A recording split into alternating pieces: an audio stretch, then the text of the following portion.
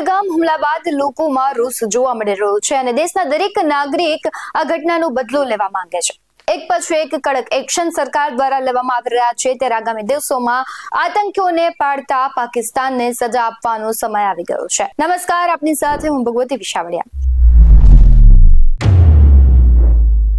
પહેલગામ હુમલા પછી પાકિસ્તાન સાથેના તણાવ વચ્ચે દેશના 244 વિસ્તારોમાં આવતીકાલે યુદ્ધમાં બચવાની તકનીકો પર મોક ડ્રીલ યોજાશે। ગૃહ મંત્રાલયે આ વિસ્તારોને સિવિલ ડિસ્ટ્રિક્ટ તરીકે લિસ્ટ કરવામાં આવ્યા છે। આ 244 વિસ્તારોમાં ગુજરાતના 19 સ્થળે પણ મોક ડ્રીલ કરવામાં આવશે। હાલ ગૃહ મંત્રાલયમાં સિવિલ ડિફેન્સ મોક ડ્રીલને લઈને ગાંધીનગર અને દિલ્હીમાં હાઈ લેવલ મીટિંગ થઈ હતી। દિલ્હીમાં કેન્દ્રીય ગૃહ સચિવ ગોવિંદ મોહનની અધ્યક્ષતામાં યોજાયેલ બેઠકમાં રાજ્યોના મુખ્ય સચિવો, નાગરિક સંરક્ષણ વડા સહિત ઘણા ઉચ્ચ કક્ષાના અધિકારીઓએ ભાગ લીધો હતો। સિવિલ ડિફેન્સ ડિસ્ટ્રિક્ટને તેમની સંવેદનશીલતા આધારે 3 કેટેગરીમાં વિભાજિત કરવામાં આવ્યા છે। કેટેગરી 1 સૌથી સંવેદનશીલ છે અને કેટેગરી 3 ઓછી સંવેદનશીલ છે। 5 મેના રોજ ગૃહ મંત્રાલયે તમામ રાજ્યોને મોક ડ્રીલ યોજવાનો આદેશ આપ્યો હતો અને મોક ડ્રીલમાં નાગરિકોને હુમલા દરમિયાન પોતાને બચાવવા માટે તાલીમ આપવામાં આવશે। હવાઈ હુમલાની ચેતવણી આપતા સાયરન પણ વગાડવામાં આવશે। હવે જોઈએ કે સાયરન શું છે। આ એક સ્પેશિયલ એલાર્મ છે જેનો ઉપયોગ જોખમી પરિસ્થિતિમાં લોકોને ચેતવણી આપવા થાય છે।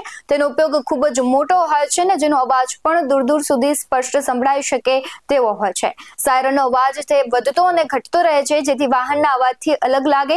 તેની તીવ્રતાની વાત કરીએ તો 120 થી 140 ડેસિબલ સુધીનો હોય છે। આ સાયરન 1 થી 2 કિલોમીટર સુધીમાં સંભળાય છે અને યુદ્ધ જેવી પરિસ્થિતિઓમાં તેનો ઉપયોગ ખાસ કરવામાં આવે છે।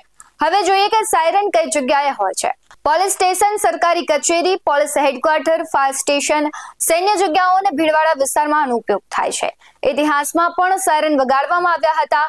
તેની વાત કરીએ તો 1962માં ભારત અને ચીનના યુદ્ધ સમયે પણ વગાડવામાં આવ્યું। 1965માં ભારત પાકિસ્તાનના યુદ્ધ, 1971માં ભારત પાકિસ્તાન યુદ્ધ અને 1999માં કારગિલનું યુદ્ધ થયું હતું ત્યારે સાયરનનો ઉપયોગ કરવામાં આવ્યો હતો।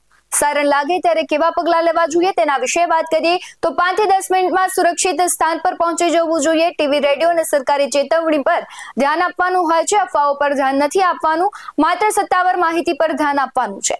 યુદ્ધની તારીખ અંગે પણ અત્યારે વાત કરવામાં આવે તો પાકિસ્તાન સાથે યુદ્ધની આશંકા વચ્ચે ભારતને આ મહિને રશિયા પાસેથી યુદ્ધ જહાજ તમલ મળશે અને રશિયા એને 28 મેના રોજ ભારતીય નૌકાદળને સોંપશે। મીડિયા રિપોર્ટ્સ અનુસાર જૂનમાં સત્તાવાર રીતે નૌકાદળમાં સામેલ કરવામાં આવશે અને આ યુદ્ધ જહાજ બ્રહ્મોસ મિસાઇલથી સજ્જ હશે જે રડાર હેઠળ પણ નહીં આવે। આ પહેલા પાકિસ્તાનના સંરક્ષણ મંત્રી ખ્વાજા આસિફે દાવો કર્યો હતો કે ભારત ગમે ત્યારે નિયંત્રણ રેખા એટલે કે LOC પર લશ્કરી કાર્યવાહી કરી શકે છે। તેમણે વધુમાં પણ કહ્યું હતું કે વડાપ્રધાન નરેન્દ્ર મોદી રાજકીય લાભ માટે આ પ્રદેશને પરમાણુ યુદ્ધની અણી પર ધકેલી રહ્યા છે। 54 વર્ષ પછી દેશમાં ફરી એક વખત સિવિલ ડિફેન્સ મોક ડ્રીલ થવા જઈ રહી છે। તેની વાત કરીએ તો દેશમાં છેલ્લી વખત આવી મોક ડ્રીલ 1971માં યોજાઈ હતી। ત્યારબાદ ભારત અને પાકિસ્તાન વચ્ચે યુદ્ધ થયું। આ મોક ડ્રીલ યુદ્ધ દરમિયાન થઈ હતી। જો કે રવિવાર સોમવાર રાત્રે પંજાબના ફિરોઝપુર કેન્ટોનમેન્ટમાં બ્લેકઆઉટ પ્રેક્ટિસ હાથ ધરવામાં આવી હતી। આ સમયગાળા દરમિયાન ગામડાના વિસ્તારોમાં રાત્રે 9 વાગ્યાથી 9:30 વાગ્યા સુધી વીજળી પણ બંધ રહી હતી। ભારત અને પાકિસ્તાન વચ્ચે યુદ્ધ જેવા અત્યારે હાલાત દરમિયાન પાકિસ્તાનના મંત્રી અત્તા ઉલ્લાહ તરાર બાદ હવે અબ્દુલ બાસિતે દાવો કર્યો છે કે ભારત ટૂંક સમયમાં પાકિસ્તાન પર હુમલો કરશે। અબ્દુલ બાસિત ભારતના પાકિસ્તાનના હાઈ કમિશનર રહી ચૂક્યા છે। તેમણે દિલ્હીમાં ઘણો સમય પણ વિતાવ્યો છે।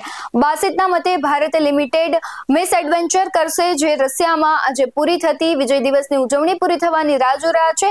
તેમણે દાવો કર્યો હતો કે ભારતનો હુમલો 10 કે 11 મેના રોજ થશે। હવે જોવું રહ્યું કે ભારત ક્યારે પાકિસ્તાન પર હુમલો કરે છે।